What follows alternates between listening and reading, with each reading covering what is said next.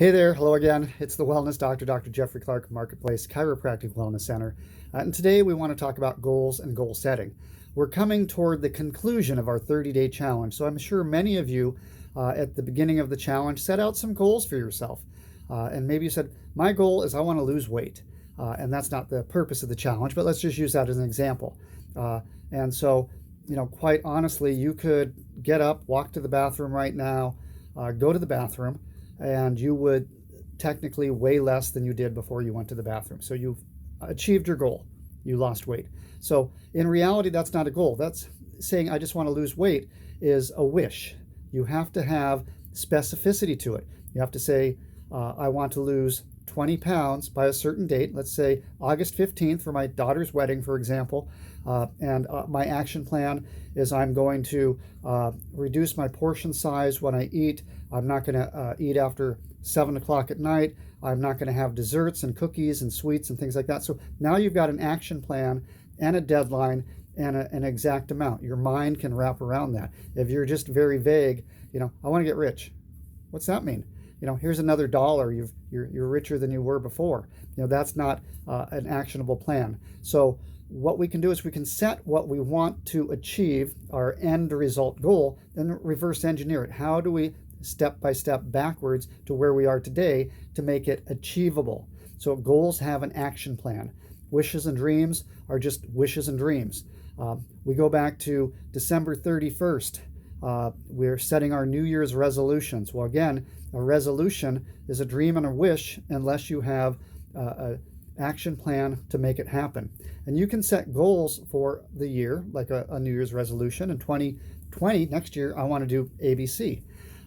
You can set daily goals, and it's good to have goals, review what you want to do the next day before you go to sleep at night, so you can start plotting how you're going to accomplish that.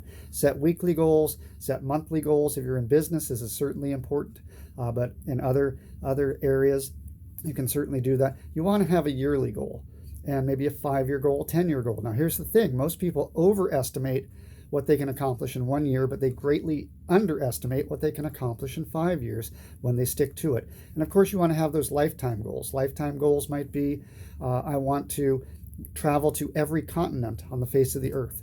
My grandparents had one. They wanted to spend the night, at least one night, in every state in the country, and they achieved that. And of course, the states that you live in are easier, so you just have to add the other ones. And so we have these lifetime goals, kind of bucket list goals. And so those are good too. But what areas should you work on goals? Well, career. You should have career goals of some sort, whether you just have a simple W-2 hourly job, how can you work your way up? How can you be the best person in that? What is your sole purpose in life? Have financial goals. Personal development. How many books should you read? How many books do you want to read? So you can set goals for that. Spiritual goals are vitally important.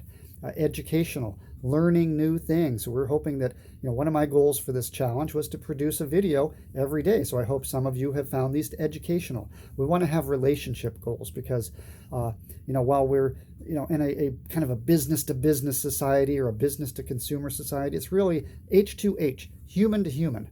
And that's what it's all about, is our relationships.